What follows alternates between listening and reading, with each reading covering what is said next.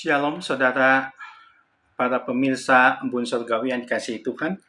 Mari pada saat ini kita merenungkan sedikit firman Tuhan yang berjudul Bersyukur karena kasih setia Tuhan yang saya ambil di dalam kitab Ratapan pasal 3.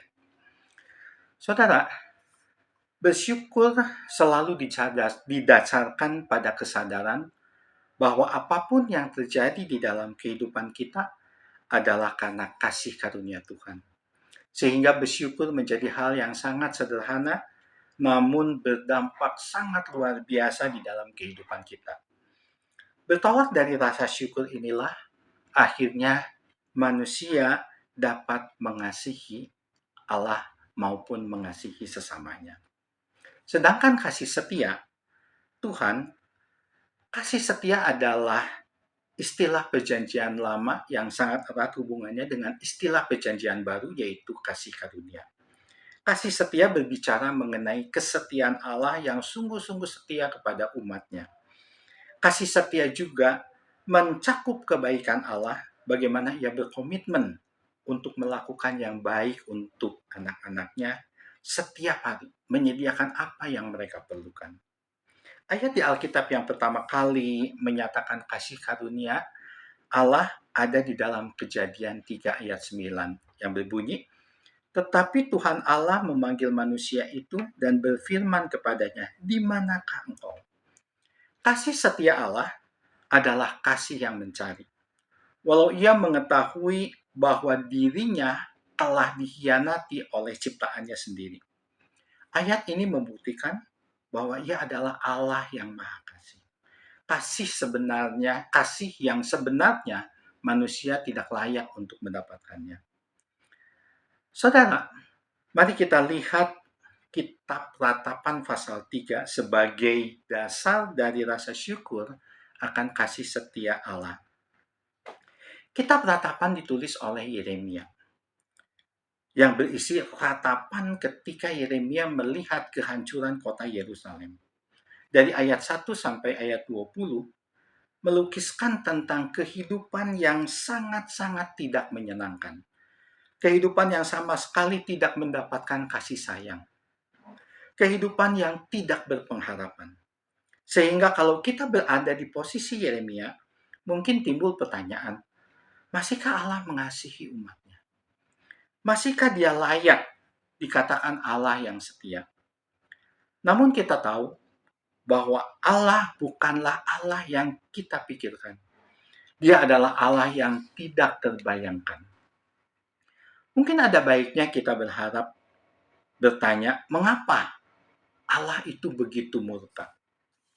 Jika kita mempelajari kitab-kitab sebelum kitab Yeremia, yaitu kitab Raja-Raja dan kitab Tawarikh, maka kita akan mengerti mengapa kehancuran Yerusalem itu terjadi. Kitab Tawarikh menceritakan kehidupan raja-raja setelah Salomo meninggal. Dan Yeremia hidup pada zaman raja-raja ini, di mana ada raja yang tidak menyembah Allah, ada raja yang menyembah berhala, ada raja yang bahkan mempersembahkan anaknya sendiri sebagai persembahan korban bagi para dewa. Jadi kita dapat melihat bahwa penderitaan yang Yeremia dapatkan mengenai kehancuran kota Yerusalem itu adalah akibat dari sebuah dosa. Dosa yang membuat Allah itu begitu murka. Jadi hal yang sangat wajar jika Allah mengizinkan kehancuran kota Yerusalem itu terjadi. Saudara, rasanya mustahil untuk dapat berpikir baik jika di hadapan kita itu sebuah kehancuran atau reruntuhan akibat perang. Tetapi kalimat mustahil ini tidak berlaku bagi Yeremia. Mengapa? Karena kalau kita melihat ayat-ayat setelah ayat 20, Yeremia melihat keindahan Allah. Yeremia mengajarkan kita untuk selalu berharap kepada Allah. Yeremia sangat mengerti Allah seperti apa yang ia sembah. Ayat 22 sampai 23 mengatakan, tidak berkesudahan kasih setia Tuhan. Tidak habis-habis rahmatnya. Selalu baru tiap pagi. besar kesetiaanmu. Saudara, di tengah hati Yeremia yang sesak akan kehancuran kota Yerusalem, tapi ia tetap mengingat akan kebaikan Allah, akan kasih setia Allah.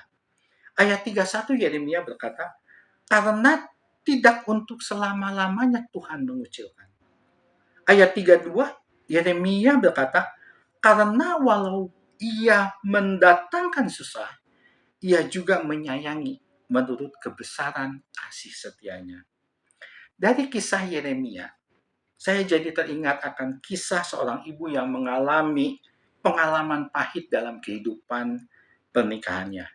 Ia memiliki suami yang kasar, yang sering memukulinya.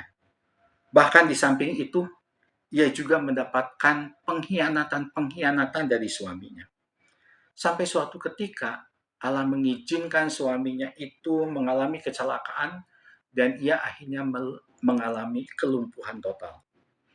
Pada saat itu, bukankah ibu itu mempunyai alasan yang kuat untuk meninggalkan suaminya?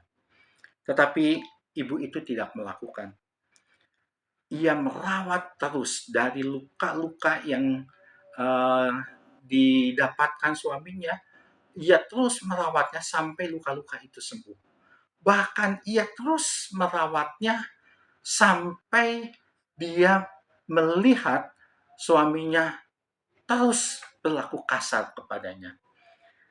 Ia lakukan itu bukan hanya 1-2 bulan. Ia bukan lakukan itu 1-2 tahun. Ia lakukan itu sampai 20 tahun.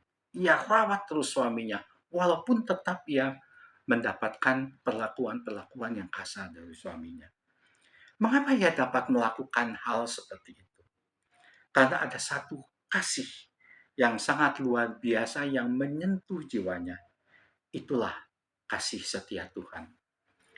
Mari saudara, kita bersyukur untuk kasih setia Tuhan yang menjadi kekuatan bagi kita, yang menjadi sukacita kita di dalam menjalani kehidupan kita. Amin.